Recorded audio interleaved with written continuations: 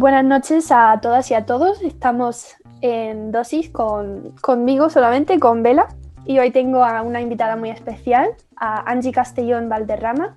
Hola Angie, ¿qué tal? Buenas noches. Angie es una titulada en Arquitectura Técnica por la Universidad de Granada, también graduada en Ingeniería de Edificación por la Universidad Camilo José Cela de Madrid y también graduada en Historia del Arte por la Universidad de Granada. Solo digo eso. Esto va a ser muy interesante. Además de tener esa formación, tiene más formación posgrado con un máster de Arquitectura y Patrimonio Histórico por la Universidad de Sevilla, también formación del Instituto Andaluz de Patrimonio Histórico y del Patronato de la Alhambra y de Generalife. Aparte de su formación, también ha disfrutado de diversas becas, colaborando con la Universidad de Granada en distintos departamentos, en uno de los departamentos en la Facultad de Filosofía y Letras, en Historia del Arte, y ha trabajado como personal docente, también es investigadora, ha trabajado como gestora patrimonial, como guía turística, en dirección de obras, también en diseño de trazado eléctrico, en realización del sistema de información geográfica. Vamos, es increíble, de azafata también de congresos y eventos, y actualmente cuenta con un contrato predoctoral de formación de profesorado universitario del ministro de Educación y trabaja en el Departamento de Historia del Arte de la Universidad de Granada, que le permite investigar y desarrollar su tesis, que luego hablaremos de su tesis un poquito, mientras imparte estas clases para los grados de Bellas Artes y Historia del Arte. Yo conozco a Angie personalmente porque me impartió clase a mí este cuatrimestre pasado, especialmente en una asignatura muy bonita de conservación y restauración y la historia de esos dos ámbitos. Y pues eso, estoy muy contenta de poder hablar contigo esta noche. Yo estoy también súper contenta. La verdad es que cuando te he escuchado hablar digo, madre mía, la cantidad de mezcla, ¿no? que tengo, y muchas veces parece un poco sin sentido, pero al final todo va cuadrando. Te quería dar las gracias también por invitarme, me hace muchísima ilusión. De hecho, me emocioné mucho cuando contactaste conmigo y espero poder aportar una visión diferente, que tengamos una charla distendida y colaborar con Dosis. Yo encantada. De hecho, cuando estuve dándole vuelta, digo, ¿se lo digo? ¿No se lo digo? Porque te veía como eso, una figura de mi profesora también, como más distante, que siempre era un poco más de cosa plantear estas cuestiones, y digo, bueno, no pierdo nada, voy a preguntárselo. Porque, como tú has dicho antes, esa mezcla de tantas cosas, de verdad me fascina, y creo que va a ser súper fascinante para los que nos escuchan. Ver cómo se ha ido pues compaginando todos esos distintos estudios. Así que vamos a hablar un poquito de tu trayectoria personal, de tus estudios que hemos mencionado, de esa formación profesional y de tu experiencia personal dentro de esa trayectoria. ¿Con qué empezaste? Lo primero que te quería decir es que para mí esta trayectoria, aunque parece un poco confusa, se ha ido desarrollando de una forma muy natural. Es cierto que, además de natural, totalmente inesperado. Yo estudié el bachiller científico-técnico, tenía claro que quería hacer una carrera técnica, y a mí siempre me había llamado muchísimo la atención el mundo de la construcción. Más que del diseño, de la construcción. A mí me llamaba mucho la atención el hecho de construir, de hacer algo que estaba en un plano de realidad, y en arquitectura técnica encontré mi sitio en ese sentido. Me gustó muchísimo, yo me entré en esa carrera por vocación. A veces hay gente que me pregunta, bueno, ¿y no preferías hacer arquitectura, ¿no? Que es como la hermana mayor, como que siempre sonaba con más empaque? Y yo ni siquiera la solicité. A mí me gustaba construir, me gustaba la obra, y entré en arquitectura técnica totalmente convencida y feliz. Sí que es cierto que luego me encontré un mundo que yo no esperaba. En ese momento era una carrera, estamos hablando yo empecé a finales de 2004, en ese momento todavía no había atisbos de crisis ni nada relacionado con todo lo que luego vino en el ámbito de la construcción, y era una carrera con muchísima gente y casi todos hombres. O sea, los profesores, los alumnos, en primer año estábamos 7 grupos de más de 100 personas, es unas 800 personas en primer curso.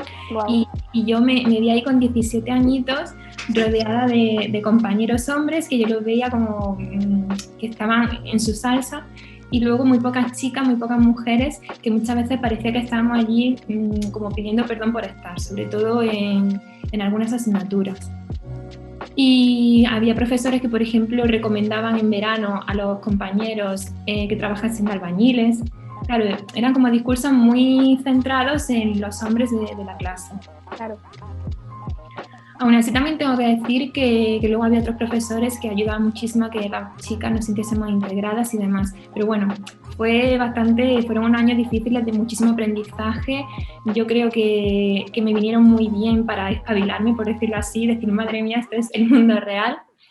Y sí que es cierto que ya al final de la etapa de aparejadores, empecé a tener asignaturas optativas relacionadas con historia del arte, con el ámbito de la restauración. Recuerdo que hice unas prácticas con un arquitecto restaurador súper importante y conocido, Antonio Orihuela, que estaba haciendo en ese momento la restauración, un proyecto de una casa morisca del siglo XVI en el Albaicín. Y yo notaba que ahí había algo que a mí me llamaba, que el mundo técnico estaba bien, era lo que yo había estudiado, pero ahí yo ya empecé a ver que quería experimentar otras cosas. Así que nada, terminé la carrera, me titulé en arquitectura técnica y ahí ya sí que vino un poco un punto de inflexión importante, porque yo ya terminé en 2010, la crisis ya había venido, compañeros de profesión que llevaban a lo mejor trabajando 20 años empezaban a perder el trabajo. Fue un momento muy difícil y de replantearme, decir, vale, ¿qué estoy haciendo? Además coincidió, y esto yo creo que también os suena a todos, con el cambio al Plan Bolonia en las universidades, que también fue creado en 2010. Así que arquitectura técnica como tal dejó de existir.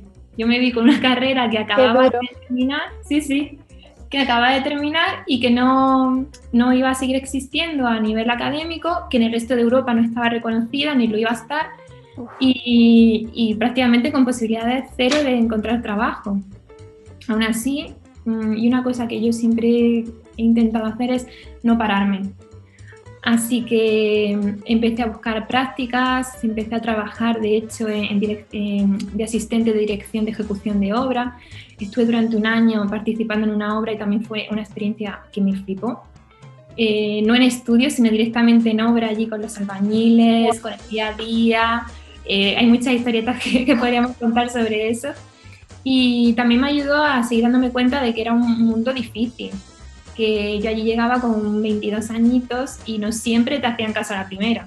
Claro. Tenías que estar insistiendo, tenías que tener mucha paciencia, porque no es lo normal que una persona de 22 años te esté diciendo en una obra a un grupo de ferrallistas o de constructores lo que tienen que hacer.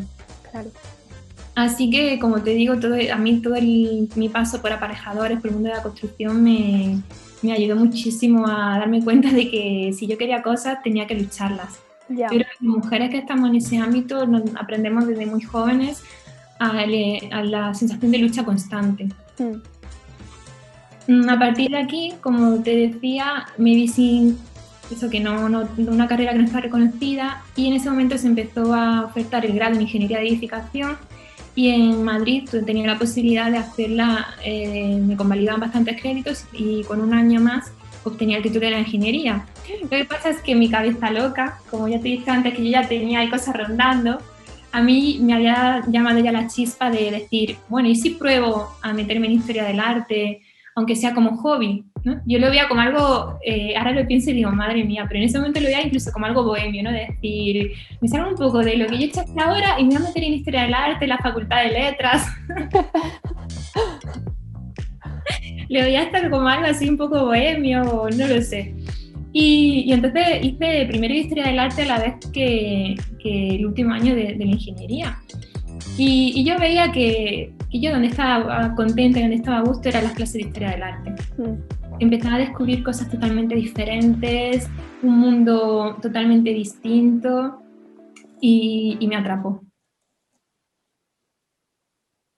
Desde luego que puede pasar con la historia del arte. Es cierto que al principio también me sentía fuera de lugar, porque yo notaba que mi forma de pensar, mi forma de enfocar las asignaturas, los trabajos, era totalmente diferente a la de mis compañeros. Ellos venían de un bachiller pues ya de humanidades, que habían estudiado historia del arte. Yo no tenía idea de nada, o sea, yo preguntaba cosas tan básicas como ¿qué viene antes, el Renacimiento o el Barroco? O sea, fíjate O sea, las barbaridades, y es que yo no tenía ni idea cuando empecé allí de lo que estaba haciendo. Y poco a poco pues fui a más. Pero recuerdo que fue un cambio duro porque a la hora, por ejemplo, de pedir apuntes, ellos me daban pues eso, 4 o 5 folios llenos de texto, apenas sin epígrafes, y mis apuntes eran esquemas, ¿no? Resaltando las ideas principales, todo Claro. como muy relacionado, muy esquemático, muy relacionado con la formación que yo tenía. Y al principio me sentía un poco, pues, un bicho raro allí. Claro, claro, y más que yo siempre digo, si algo se le da bien a los historiadores del arte es enrollarse y pueden hablarte 2 horas de la grieta de una pared, porque te hablan de todo. Y claro, viniendo, yo lo veo con amigas y compañeros que vienen del mundo más técnico, más científico, que son escuetísimos. Es una idea y nosotros es 8 folios Sí, de esa porque idea. además, totalmente, es que además yo venía con el chip de arquitectura técnica de eficiencia. O sea, para nosotros el tiempo era dinero. O sea, tú estás trabajando en obra y el tiempo es dinero que se está perdiendo. Entonces hay que ser totalmente eficiente, sacar las ideas principales. O sea, si tú vas a hacer algo, lo haces rápido y lo haces ya. Ya. Y entonces, claro, yo recuerdo eso, quedar con compañeros que ahora lo hablo con amigas que mantengo de esa etapa y que son de mi día a día. Y yo decía, tío, es que a mí me resultaba súper raro quedar para hacer un trabajo y estar tomando colacao y galletas, hablando de otras cosas, y mientras ir debatiendo ideas. Yo era como, madre mía, que me tengo que ir, que tengo que irme a trabajar o tengo que hacer otra cosa.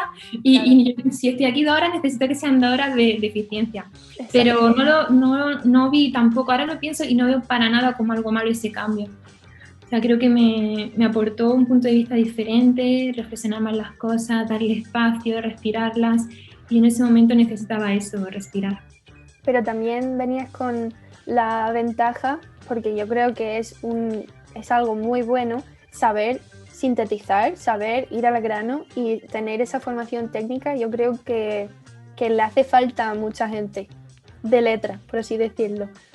Porque eso, darle vuelta, hacer respirar las cosas, pero luego llega un punto que todo es muy relativo.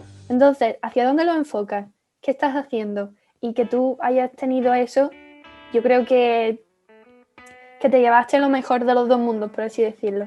Eso es lo que intento siempre, buscar ese equilibrio, ¿no? Quedarme con lo mejor de cada ámbito y hoy en día creo que lo voy consiguiendo. Obviamente siempre se puede aprender, siempre se pueden buscar nuevos métodos, probar cosas diferentes, pero sí que es cierto que a mí a nivel personal me ha servido muchísimo buscar ese equilibrio y encontrarlo, al menos ese intento. Me parece fascinante que la historia del arte como que lo vieras como algo bohemio, un hobby, algo que bueno, voy a estudiar porque me interesa, me gusta, pero no lo veías como más allá, algo más allá. Y me encanta porque creo que hoy hay una tendencia como de mercantilizar todo, ¿no? Que no se hace nada sin un plan económico que pueda salir de allí. Entonces, ¿por qué voy a estudiar historia del arte? Si yo ya tengo mis carreras y mi profesión, si en total no me van a servir, pero te tienen que servir y al final le vas a encontrar utilidad, ¿no? Pero... Mira, me encanta que plantees esto porque yo creo que yo también entré con muchísimos prejuicios de historia del arte, uno de ellos, el que te he dicho, de que lo veía como algo bohemio, y era también por el ámbito en el que yo me movía. Yo recuerdo que cuando yo le contaba a la gente que había terminado arquitectura técnica y que me había matriculado en historia del arte, la gente me decía la típica frase de ¿has salido de Guatemala para meterte en Guatepeor? O sea, la gente lo veía como un retroceso. Te estoy hablando de la gente del ámbito del que yo venía, ¿no? De mis compañeros, claro, compañeras, de aparejadores, de la ingeniería y demás. Y yo recuerdo que yo decía, vale, pero es que esto es lo que yo siento que tengo que hacer. O sea, yo iba a clase y estaba contenta, me gustaba lo que estaba estudiando. Es verdad que para mí era muy extraño tener asignaturas de historia del cine o de historia de la fotografía, y yo decía, madre mía, es que estas son cosas que yo estoy disfrutando, para mí esto no es estudiar. Claro. Luego pensaba en cálculo de estructuras, en álgebra, y decía, madre mía, es que esto no parece una carrera, parece algo que estoy disfrutando. Pero también me fui limpiando de todo eso. Ya te digo que a mí me vino muy bien también hablar muchísimo con mis compañeras, a día de hoy amigas que me iban enseñando a ver esa forma de ver, también hablar con los profesores, y ya me fui dando cuenta de todos los prejuicios que tenemos y fui encontrando ahí mi sitio.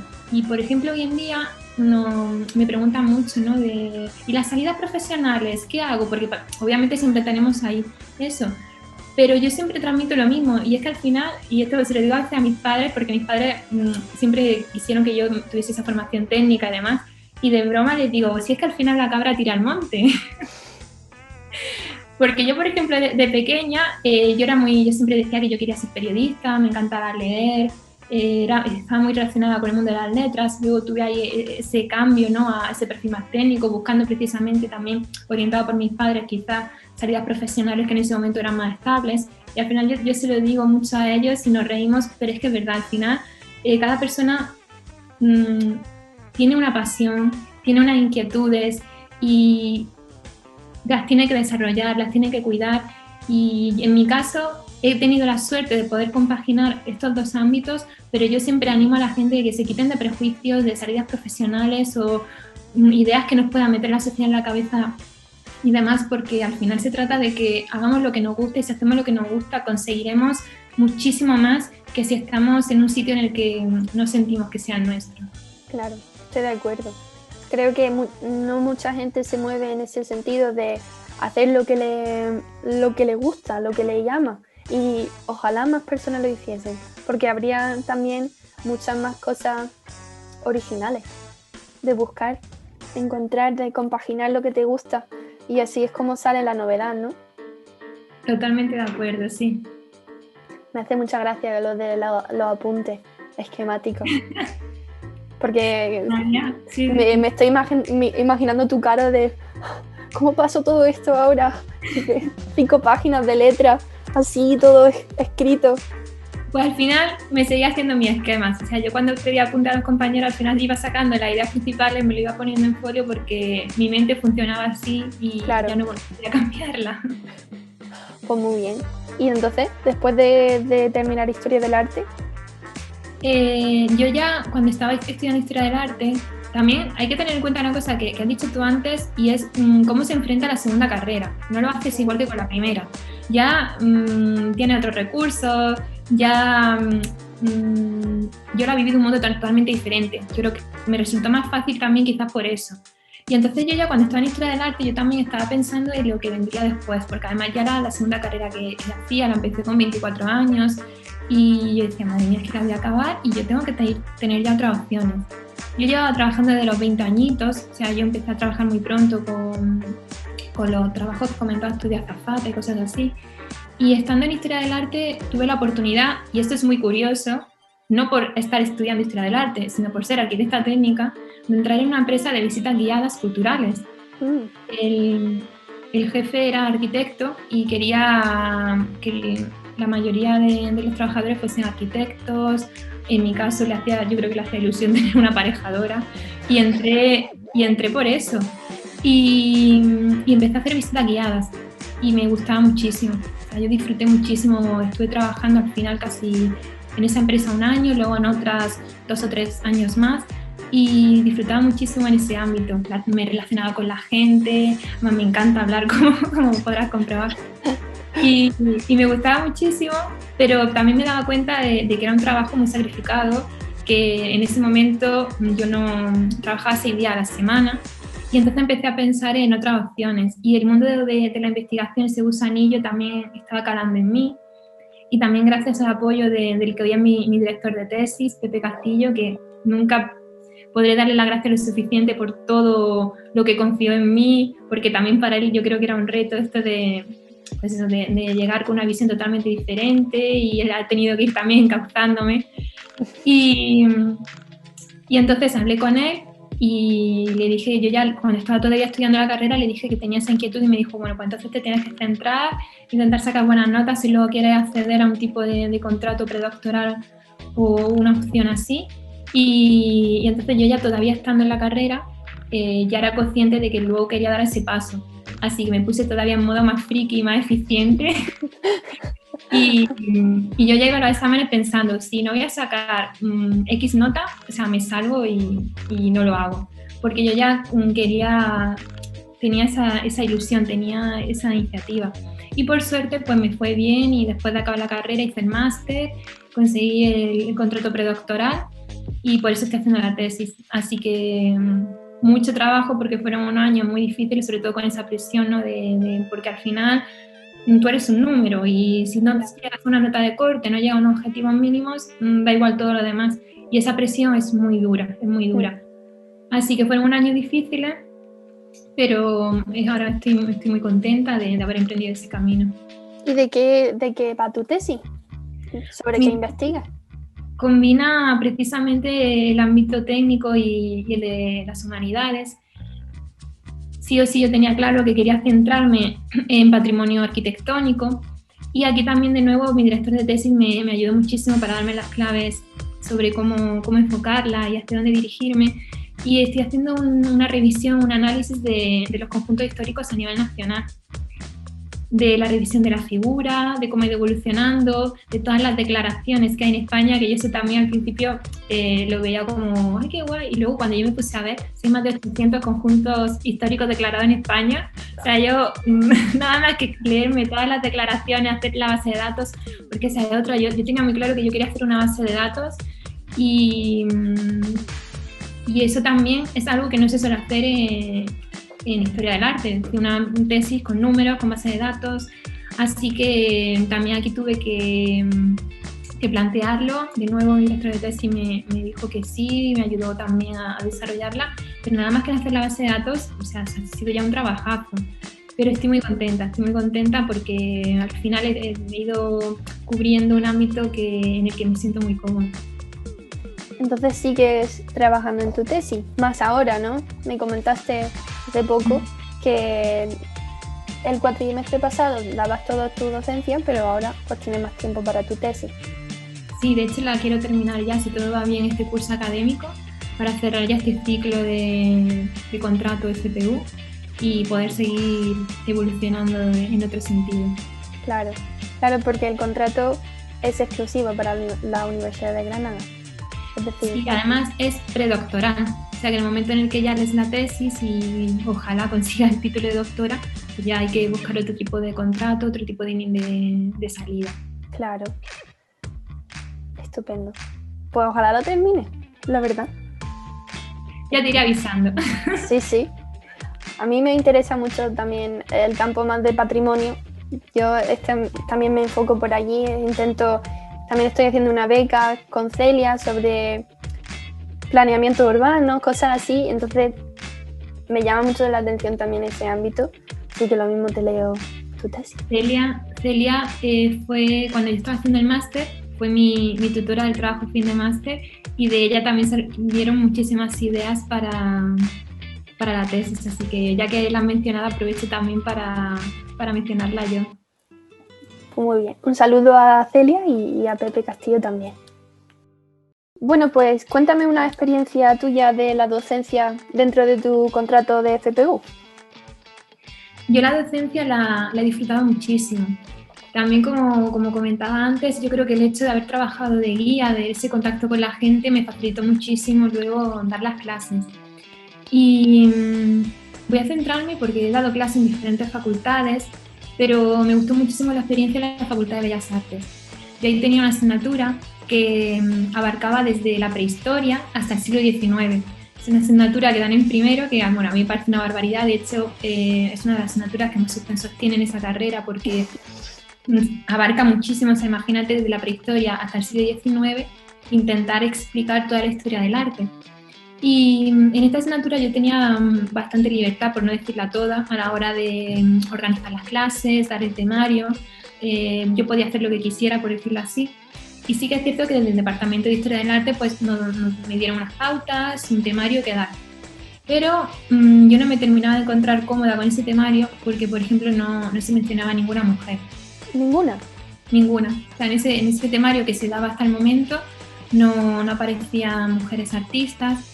Y yo como que ya sentía la necesidad de hablar de ellas. Claro. Así que rehice el temario. Madre mía. Sí, quité de cosas que a lo mejor ya ellos tenían más asimiladas de bachiller, no podía quitar mucho porque obviamente tenían que darlo todo, pero bueno, busqué los huecos, busqué el modo de introducir artistas mujeres como parte del temario, sobre todo a partir de la Edad Media, Renacimiento, Barroco, que es cuando empezamos a encontrar nombres. Y la experiencia fue súper bonita. Yo recuerdo que estaba nerviosa de ver cómo los alumnos y las alumnas iban a tomarse esto y el resultado fue buenísimo. O sea, recuerdo que terminaban las clases y me decían que muchas gracias por haber incluido artistas mujeres, que en bachiller no las habían visto, que era la primera vez que un profesor o una profesora las incluía. Y claro, yo ya nada más con decirme eso ya me sentía pues súper contenta y feliz y sentía que había merecido la pena ese esfuerzo. Claro. La experiencia en la Facultad de Bellas Artes en general fue buenísima. Qué chulo eso y qué trabajo de rehacer un temario entero. Además que no solo, como tú dices, no es solo un siglo, es toda la historia del arte. Que anda que no hay mujeres que mencionar también, si es que hay miles de artistas que mencionar. Al final tuve que recortar mucho y quedarme con lo principal de cada época, pero los alumnos lo tomaron súper bien, además hicimos muchísimas prácticas para que ellos fuesen tranquilos al examen y creo que en general funcionó súper bien. De hecho, el año siguiente volví a repetir también la misma asignatura con otros alumnos diferentes, otros grupos, y lo hice también así. Y genial. De hecho, hay muchos de ellos y de ellas que me siguen escribiendo hoy en día y me dicen, hey Angie, que hemos visto tal exposición con tal artista. O por ejemplo, ahora hay una plataforma que se llama La Roldana, que está intentando conseguir firmas para que las mujeres estén incluidas en el currículo educativo de bachiller. Pues me ha ocurrido que varias alumnas de Bellas Artes me han escrito diciéndome, mira Angie, tú eres una roldana también, porque tú también nos metiste la idea de las artistas mujeres. Y yo ya cuando leo eso es que ya me emociono y digo, mira, o sea, todo merece la pena. Mereció la pena. Qué guay. Pues sí, la verdad es que hiciste un labor muy importante. O sea, que no haya ni una mujer en toda la asignatura de Historia del Arte. En el grado de Bellas Artes, yo creo que lo que ocurre es que tenemos las tendencias marcadas y que muchas veces lo que pasa es que simplemente a lo mejor ni lo pensamos, ¿no? Como que hay un temario hecho de hace, pues no sé cuántas décadas, porque ese temario puede llevar hecho décadas, teniendo en cuenta además que se frenaba en el siglo XIX, y son cosas que a lo mejor no las haces con maldad, pero que en su momento ese temario se hizo, se quedó ahí y se ha ido reutilizando, y ya te digo que yo cuando llegué dije, yo quiero dar la asignatura como a mí me gusta y así lo hice. También de una forma justificada y argumentada, es decir, tampoco se trata de meter mujeres por meter o meter hombres por meter, sino que tiene que haber una base detrás y demás. Pero bueno, en este caso también pude hacerlo y contenta. Claro, es cuestión de contar la historia como lo ha sido, de contarla completa, lo más completo posible. Así que, bueno, háblame de APROA, que también trabajas en APROA. Para los que no saben lo que es, bueno, tengo encima de mi bolso ahí de APROA detrás, que cuéntanos así brevemente qué es APROA, porque hay mucha gente que no sabe lo que es, y qué haces en APROA. APROA surgió, cuando surgió yo no formaba parte de ese proyecto, surgió en 2015, se formalizó en 2016 y sus siglas significan Asociación Profesional Española de Historiadores del Arte. Así que es una asociación que nace de la necesidad, ¿no?, de que existiese una organización independiente y autónoma que defendiese los valores de los historiadores y historiadoras del arte, porque hasta ese momento existían los colegios profesionales, pero muchas veces de licenciados que abarcaban diferentes ámbitos de las humanidades y demás, y no existía una sola asociación o institución que defendiese en concreto la figura del historiador o historiadora del arte. Sus fines pues son muchos, pero se puede decir que abarcan todo lo relacionado con la defensa, el impulso, el apoyo, la reclamación, la visibilidad de la disciplina profesional de la historia del arte. Y cuando yo la conocí también a través de mi director de tesis, pero bueno, yo en principio empecé como socia, simplemente pues iba siguiendo lo que iban haciendo, lo que iban diciendo, y empecé a darme cuenta de la necesidad de nuestra profesión. Para que nos hagamos una idea, y esto es algo que a mí me llama mucho la atención, si tú vas a inscribirte al servicio de empleo, al SEPE, porque estás en el paro y te quieres inscribir, ni siquiera existe la categoría profesional en el listado de profesiones de historiador del arte. Hay otras disciplinas que existe, por ejemplo, tú eres licenciado en Derecho y tienes un montón de opciones dentro de de licenciado en Derecho, eres psicólogo y tienes un montón de opciones, que es psicología clínica, infantil, es decir, tienen hasta diferentes categorías. Bueno, pues la historia del arte no existe como categoría profesional. Este tipo de cosas cuando las vas descubriendo vas diciendo, madre mía, pero esto, o sea, ¿cómo ha llegado a ocurrir esto? Así que me hice socia, empecé a ver y a conocer los problemas relacionados con los historiadores del arte. Por ejemplo, que no tengamos derecho a hacer visitas culturales con nuestro título, que estemos supeditados a otras figuras profesionales, este tipo de cuestiones. Y a raíz de ahí empecé a colaborar con las redes sociales, a subir publicaciones y demás, y finalmente decidí presentarme para ser vocal de comunicación y promoción. APROA tiene diferentes vocalías centradas, pues unas en investigación, docencia, visita, hay diferentes ámbitos, y yo estoy con la de comunicación y promoción, así que llevo las redes sociales, hago el diseño junto con otra compañera que es gerente de APROA de las publicaciones, del sector y montaje de carteles y demás, y soy la persona que contesta cada vez que alguien escribe APROA, la persona que está ahí detrás. La que retuitea, ¿no? Sí. Muy bien. APROA. La verdad es que yo llevo siendo socia también, van a ser 3 años. Me apunté cuando iba a segundo de carrera o así, y me sorprende que todavía tengo compañeros de clase que no son socios. Y digo, pero ¿por qué?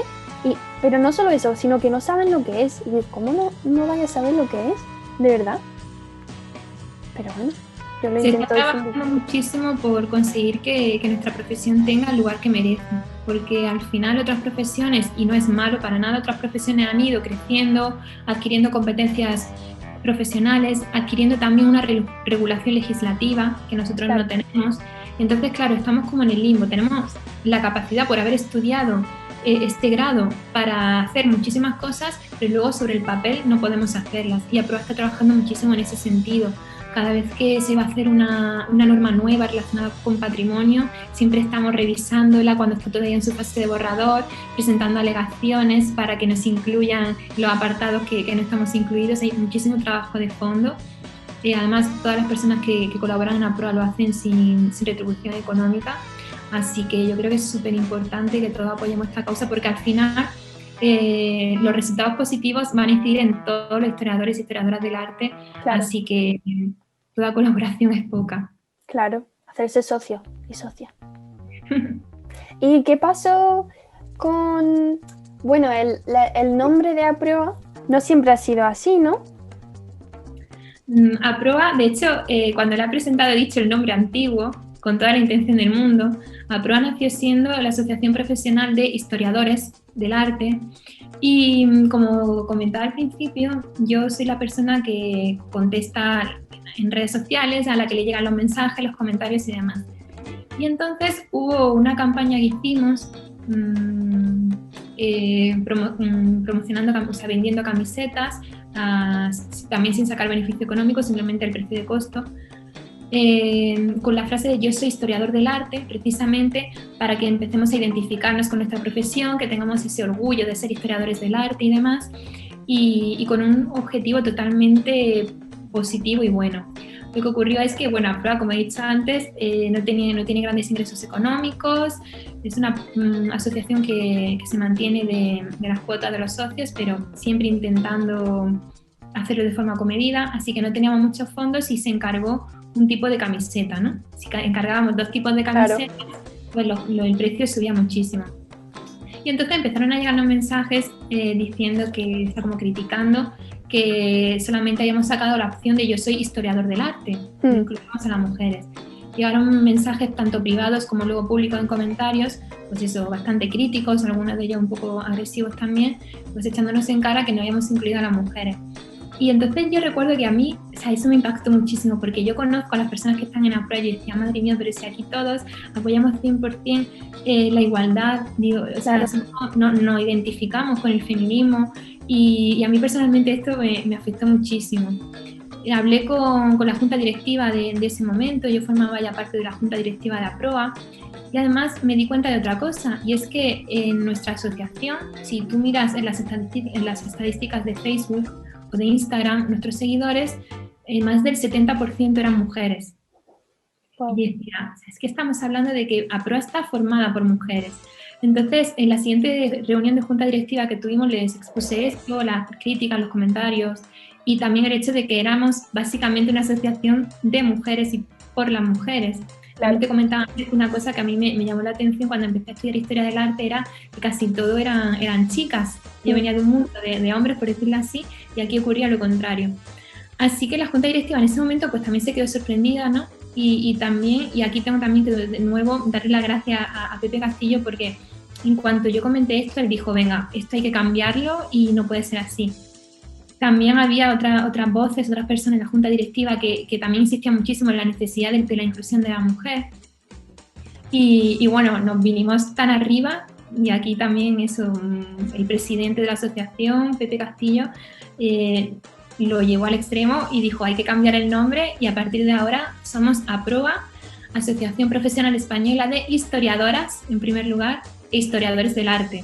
Y yo creo que esto fue un punto de inflexión súper importante para APROA y a partir de ahí el cambio de nombre oficial lo hicimos en 2019, coincidiendo con el 8M, el 8 de marzo, que además lo tenemos aquí ahora súper presente.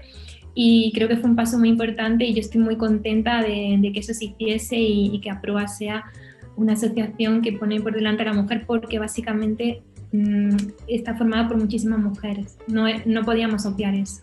Claro. De hecho, como tú dices, la mayoría de los alumnos de la carrera son alumnas, son mujeres, son chicas. Yo miro por mis clases y veo la mayoría somos mujeres. Es verdad. Pues me parece fenomenal. Es verdad que en el título las siglas del A con la E, es que no sé cómo se dice eso, si tiene un nombre siquiera en español. Cuando estuvimos viendo cómo cambiar el logo, claro, porque hay que tener en cuenta que el logo de APROA ya existía. Entonces no podíamos hacer un logo desde cero, porque además eso también, yo esto lo aprendí en ese momento, ¿vale? No tenía ni idea antes de esto. El logo está totalmente asociado a la inscripción legal de la asociación. Entonces, si nosotros cambiamos, tú no puedes cambiar el logo de la nada, porque entonces tienes que cambiarlo también a nivel legal, es un proceso bastante largo. Entonces necesitamos mantener el logo, pero incluir a las mujeres. Tuvimos muchísimas opciones, no sabíamos si poner la típica arroba, o poner historiadoras /es, no sabíamos qué hacer. Y al final, pues desde nos aconsejaron y decidimos utilizar la opción esta de la AE, que creo que es una letra en realidad danesa o algo así, no está obviamente en el alfabeto español, pero nos sirvió muchísimo para resolver esta cuestión. Claro. Y a nivel gráfico, con la empresa con la que colabora APROA, que también nos ayuda muchísimo en este tipo de decisiones. Pues muy bien. Entonces, trabajas en la universidad, investigas en la universidad, haces tu tesis, trabajas en APROA y ¿tienes otros proyectos ahora mismo, personales? Básicamente ahora lo que quiero es terminar la tesis. A la vez que hago la tesis siempre publiqué un artículo el verano pasado, siempre van saliendo nuevos artículos, nuevas cosas, y ahora lo que quiero es centrarme en acabarla. Tengo ideas sobre qué hacer con la tesis después, porque yo también tenía muy claro que la tesis, yo también cuando entré en Historia del Arte sabía que ya se había escrito muchísimo sobre muchísimos temas, y yo por mi forma de ser, por esta faceta técnica quizás también, tenía ganas de hacer una tesis que tuviese luego una aplicación práctica.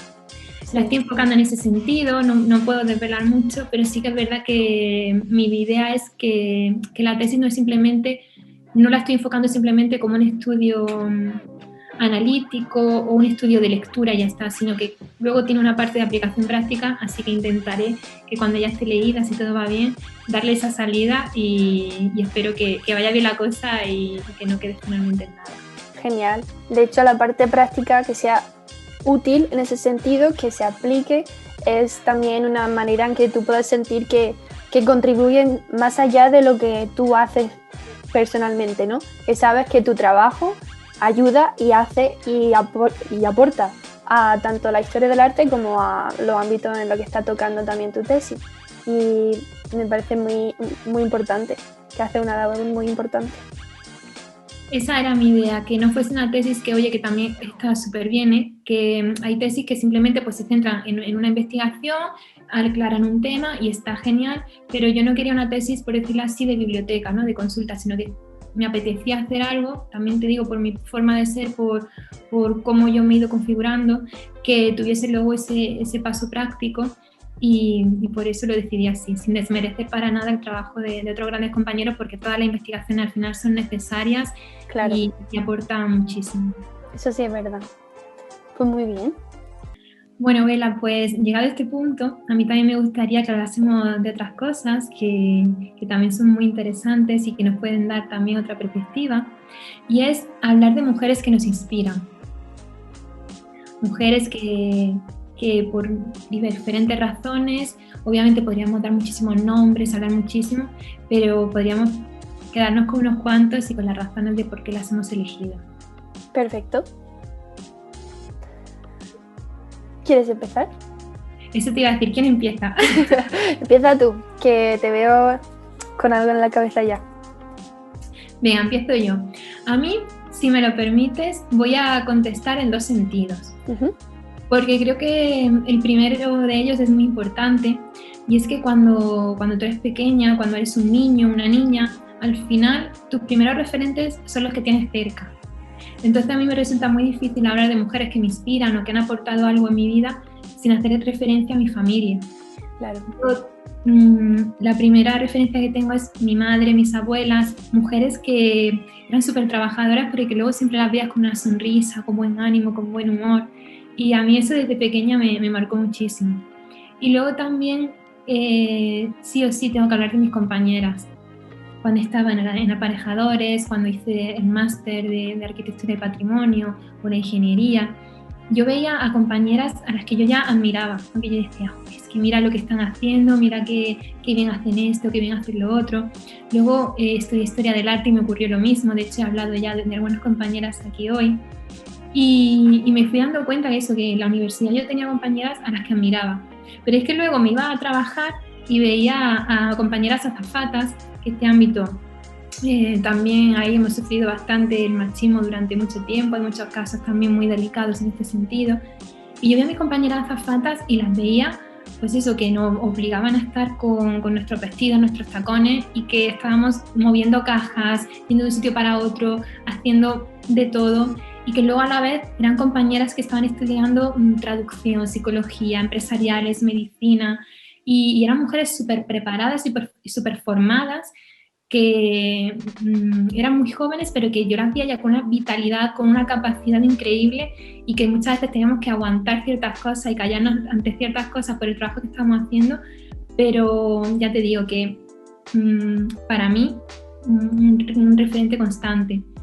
Luego amigas mías, que yo estaba por ejemplo de pequeña en el conservatorio de danza y tengo amigas todavía de esa época. Una amiga en concreto que yo la veo, y también una mujer que ha estudiado periodismo, que tiene un mundo interior súper completo. Luego trabajando, ¿no? Por ejemplo, de guía de turismo conocía arquitectas, historiadoras del arte, y de nuevo me pasaba lo mismo, ¿no? Que eran mujeres que ya las veía súper capaces, competentes y que llevaban todo a la vez, ¿no? El trabajo, la carrera, la vida social. Y he querido hablar de ellas porque hay una cosa súper importante y que yo creo que en los últimos años sí que se están empezando a tener en cuenta, y es el concepto de compañera, el concepto de amiga. O sea, yo nunca las he visto a ellas como competencia ni nada, sino las he visto siempre como alguien, personas a las que acudir, personas que admiraba, que veía su día a día y que sacaban siempre espacio para escuchar a los demás, para hacer todo lo que tenían que hacer, y siempre con buena voluntad.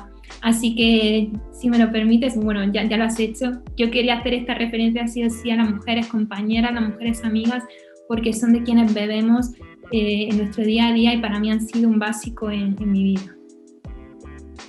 La verdad es que estoy de acuerdo contigo. La familia, sobre todo nuestra figura de nuestra madre, para muchísima gente supongo que también es una inspiración.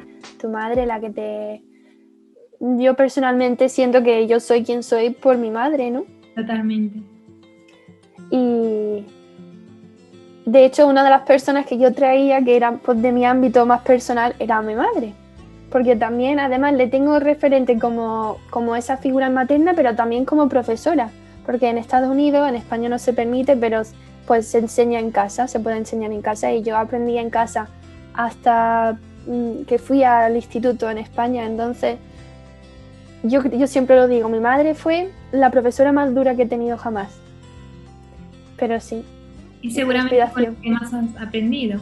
Sí, la verdad es que sí, muchísimo.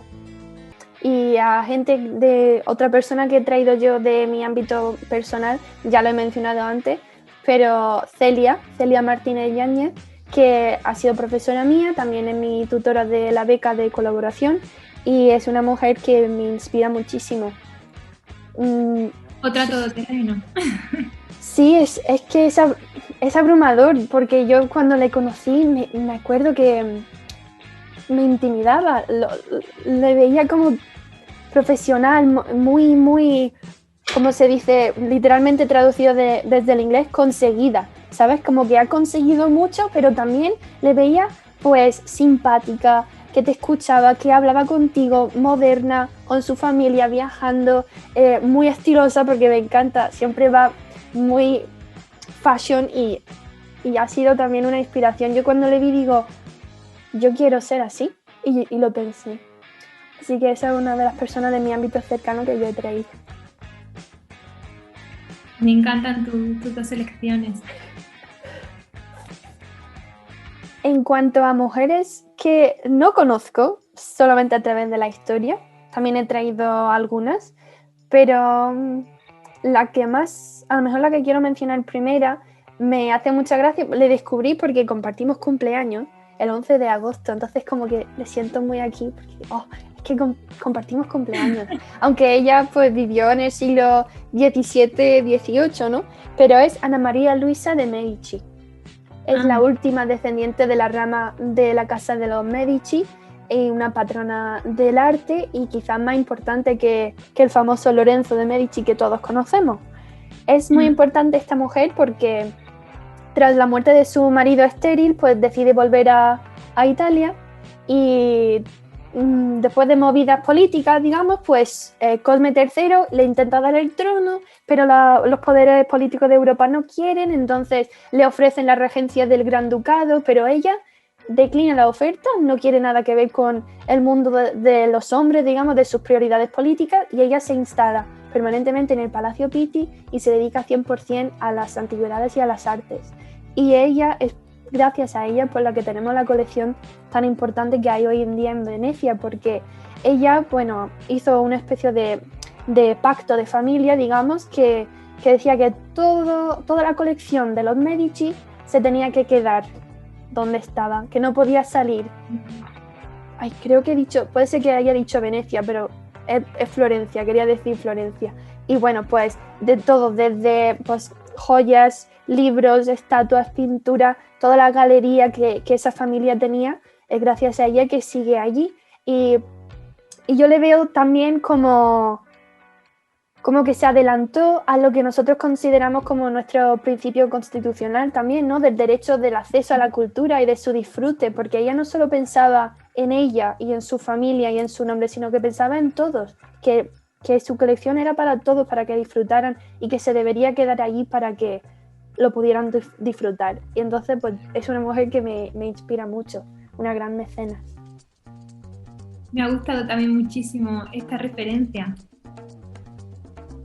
Yo creo que sí, siempre pienso en ella, pero me alegra que compartamos cumpleaños.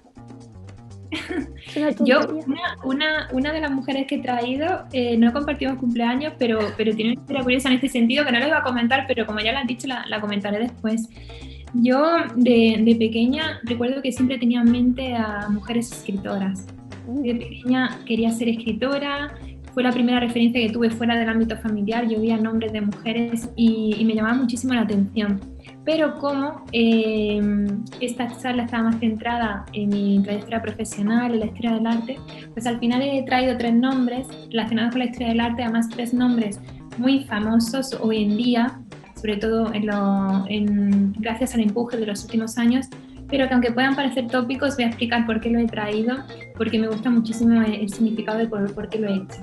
Creo que nos van a sonar estos nombres: Sofonisba Anguissola, Lavinia Fontana y Artemisia Gentileschi, artistas del Renacimiento y del Barroco, que, como digo, son hoy bastante conocidas, por fin, aunque no lo fueron en ese momento, pero últimamente ya sí que es verdad que las estamos empezando a escuchar más.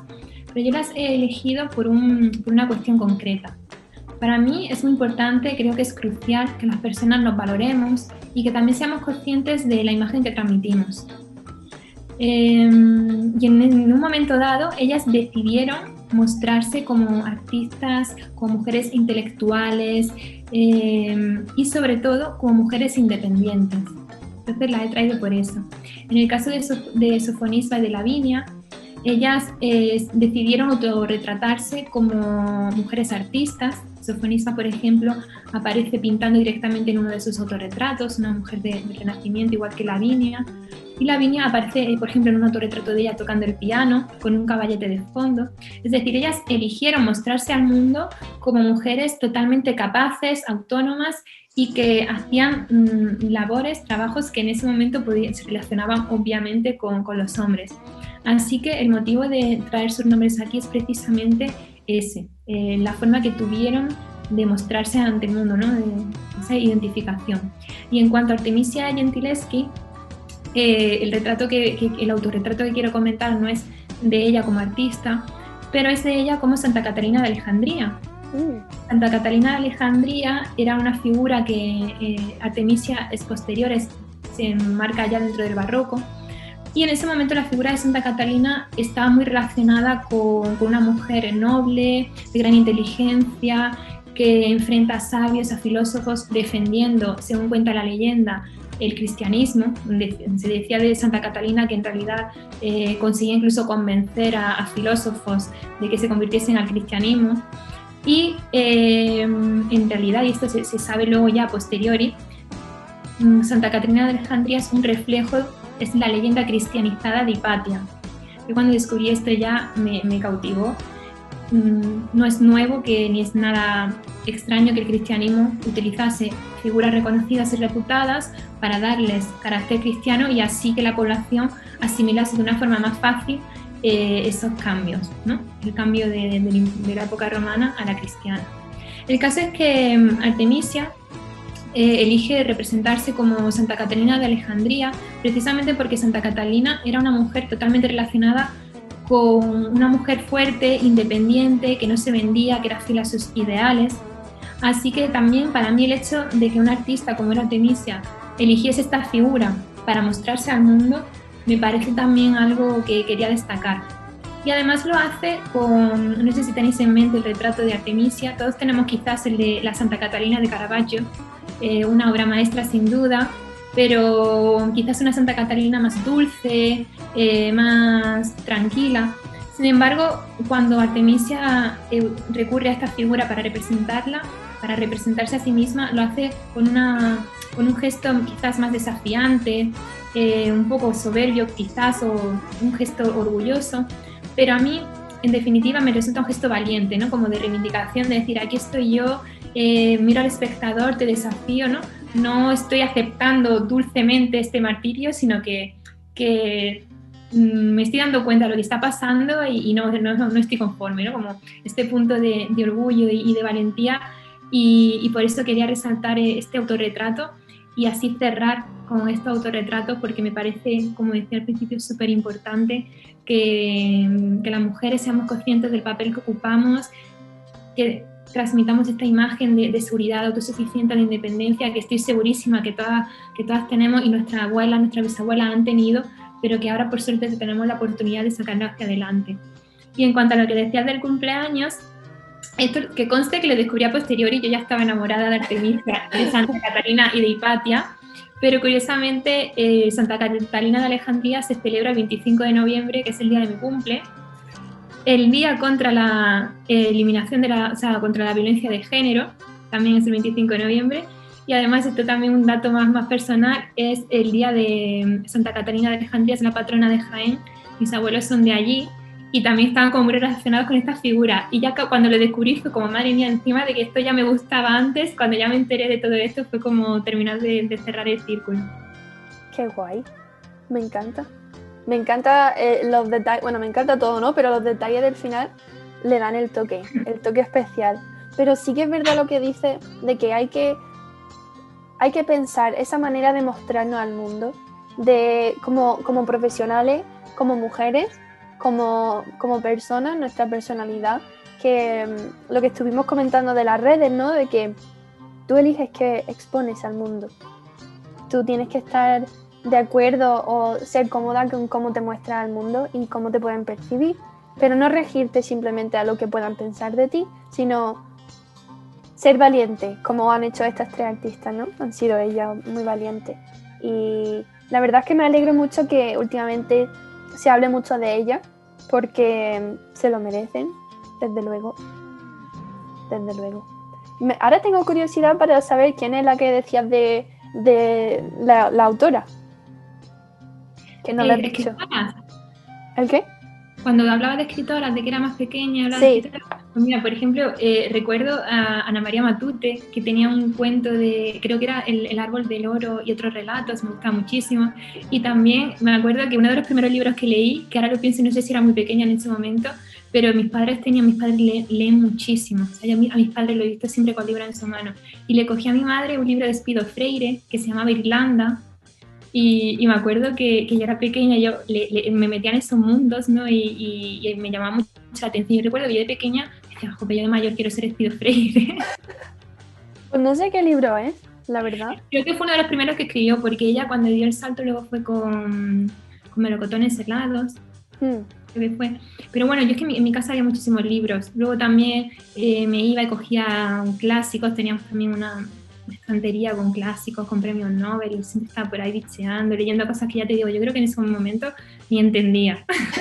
Pero se quedaron.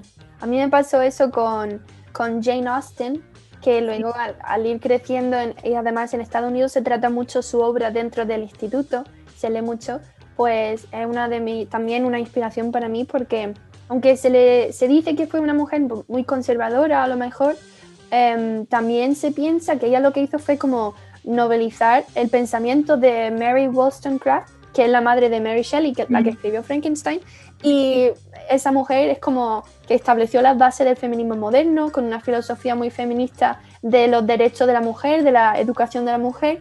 Y Jane Austen me encanta porque adentra al lector en ese ámbito muy, muy machista realmente de esa época, ¿no? De la mujer, de sus deseos, de su esperanza, de lo que tenían que sufrir y lo que podían vivir.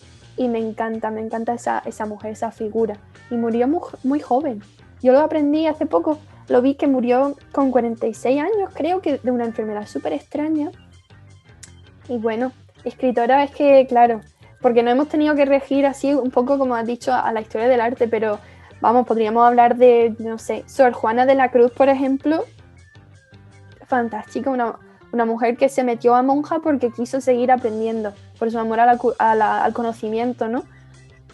Esto era algo que ocurría muchísimo en esos años, o sea, mujeres que no querían estar atadas a un matrimonio o a cuestiones, muchas veces también por cuestiones económicas, los padres, la dote y demás, y al final buscaban, o sea, encontraban en los conventos una forma de tener vidas independientes y totalmente autónomas. Yo lo estuve pensando hace poco, digo, mira, tampoco tiene que ser algo muy malo, o sea, si yo tuviera que elegir viviendo en esa época, pues yo creo que me metería también, o sea, un ámbito con tus compañeras, lo que estuvimos hablando antes, de ese círculo, de tus hermanas, de aprender, de esa tranquilidad, de ayudar a las personas. A lo mejor no tomaría, no sé cómo se dice, como el voto del silencio, ¿no? A lo mejor no. Pero ha quedado claro que el silencio no va con nosotros. Está recordando muchísimo también al hablar ahora, por ejemplo, de esto, de un ámbito en el que, por ejemplo, como era el convento, ¿no? Que hubiese solamente mujeres que colaboraban entre ellas y demás. Me está recordando a Christine de Pizan, una mujer de la Edad Media que escribió un libro que se llama La ciudad de las damas, que también me apasiona, y en él va haciendo un recorrido en la búsqueda de construir una ciudad que esté construida ya en sí y luego gobernada por mujeres.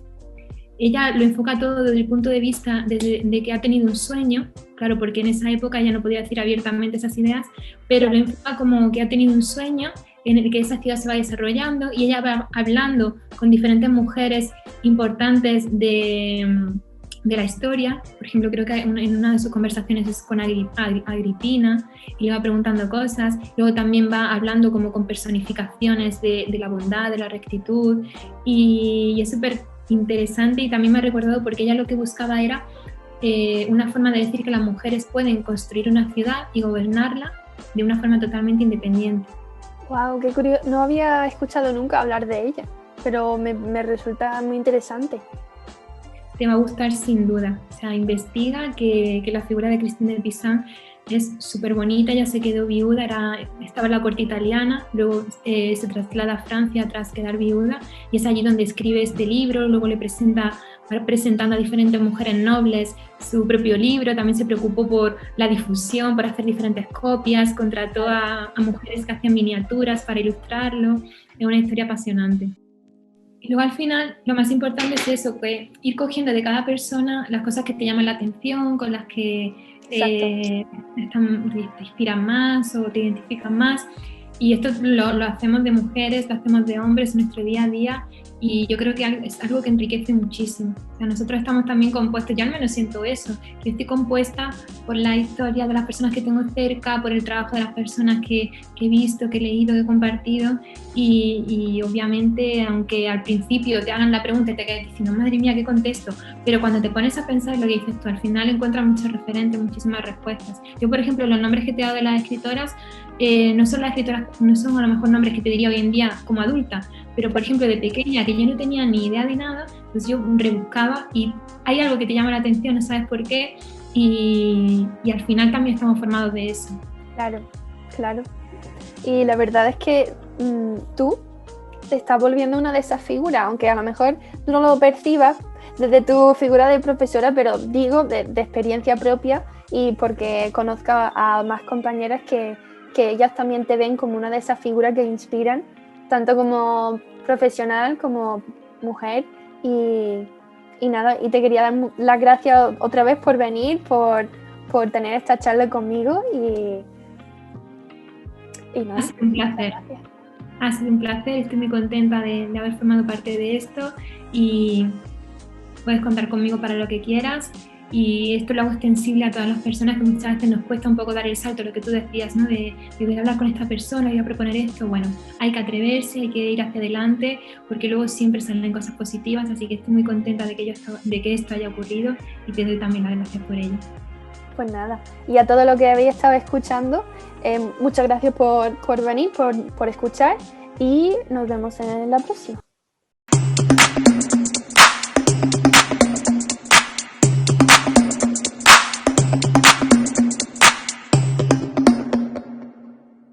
Más conocida como Angie de Azul.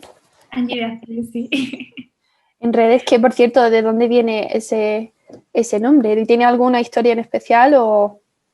Viene de que yo nunca, a ver, yo siempre he trabajado muchísimo desde que tenía 20 añitos en el mundo esto también entre tú y yo, pues de azafata, de modelo, de cosas así, y yo como que me da un poco de vergüenza que se relacionase mi nombre y mi apellido reales, o sea, Castellón Valderrama en redes, con ese mundillo de, pues, de que si modelo, que si una sesión de fotos, todas esas tonterillas, ¿no? Sí. Cuando tenía 20 y tantos años.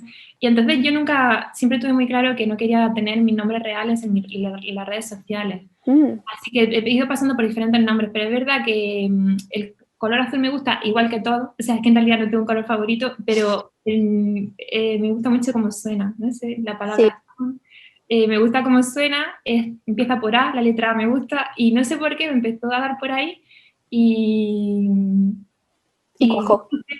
Pero fue más que nada buscando una forma de que no estuviese relacionado mi nombre real con las redes sociales, que al final se ha terminado fusionando, porque al final es verdad que las redes han ido invadiendo todo y ya es más difícil separar, pero sí. Bueno, así prefiero mantenerlo así y no tener los apellidos reales. Pues desde luego que es pegadizo. Es verdad que yo siempre vivo con el miedo a colarme, porque me pasa mucho que ya me ves que hablo un montón y luego siempre digo, madre mía, me invitaron en el primer cuatrimestre a una clase en el grado de Sociología que la profesora la quería enfocar como arte y poder, como a través del arte se ha ido, en las diferentes etapas históricas, se ha ido, pues precisamente eso, mostrando el poder de los estamentos que estaban gobernando en ese momento, la iglesia, la nobleza y demás. Bueno, pues me dijo que se podía preparar una presentación de 1 hora y al final cuando me di cuenta llevaba 1 hora 40. Y fue, madre mía, le estoy cogiendo la clase a esta mujer, pero es que claro, ya los alumnos empezaron a preguntar, me preguntaban cosas, yo iba contestando, y al final ya, y la profesora me dijo, dice, no, yo dejé porque como vida todo es tan entretenido. Es que claro, para gente que no está acostumbrado a tratar con arte todos los días, pues es algo muy fascinante. A mí, yo creo que se nos olvida, ¿no? Sí. Y luego aparte de eso, que claro, va a un grado que no tiene nada que ver con la historia del arte, y claro, a lo mejor te hace una pregunta que a alguien de historia del arte se la puedes contestar muy fácil porque ya tiene conocimientos previos, pero claro, a ellos me hacían a lo mejor preguntas que yo decía, madre mía, es que para poderte contestar a esto, tengo que hacer primero esto, y al final terminaba haciendo ahí, y bueno, y los alumnos luego diciéndome, o sea, le escribieron a ella luego corriendo diciéndole que era la mejor clase que habían hecho en la carrera, que tenían que hacer una iniciativa así, no sé qué, y yo pensando, madre mía, porque al final hemos estado aquí hablando 2 horas, y usted no hacía clase ni así aquí 2 horas de conversa. De la carrera y la profe diciendo, vaya, por lo mejor tengo que tomar apuntes yo. Nunca lo hablo y en la UGR la posibilidad de hacer cursos para el profesorado de una red universitaria contra la violencia de género. Perfecto. Así que podemos también, como parte de la docencia, ¿no? Puedo decir que estas iniciativas pues, que están genial y que hay que animar a los profesores a que la hagan. Yo hice este curso el cuatrimestre pasado y la verdad es que lo disfruté mucho.